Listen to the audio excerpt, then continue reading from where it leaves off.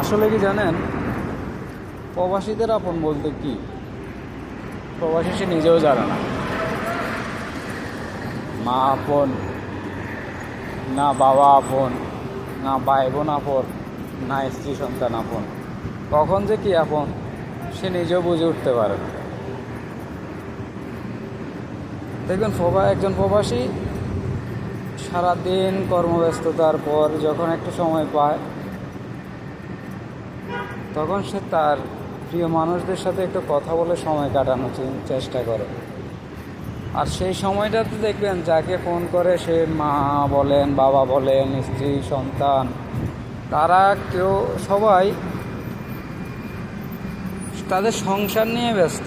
আসলে তাদের সবার সংসার থাকলেও একজন প্রবাসীর সংসার হয়ে ওঠে না।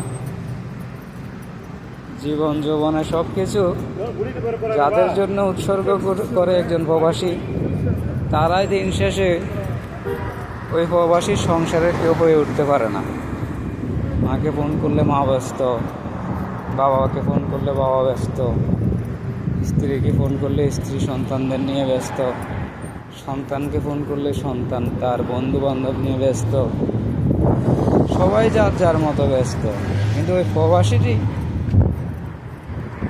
যে একটু ব্যস্ত সময় পার করবে তার পরিবারের সাথে, সেই সময়টুকু সে আর করে উঠতে পারে না। সে যদি একটু করে ওঠে, যাদের জন্য তার এই করুণ আর্তনাদ, বুকের হাহাকার, তাদের কাছে পায় না সে একটু সময়। দিন শেষে প্রবাসীগুলার আপন বলতে ওই দীর্ঘশ্বাস আর একলা রুমে বিছানার বালিশটা ছাড়া মনে হয় আর কিছু নাই। তারপরেও সকল প্রবাসী ভালো থাকুক, কারণ তারা ভালো থাকলে তাদের সেই আপন সংসারটিও ভালো থাকবে।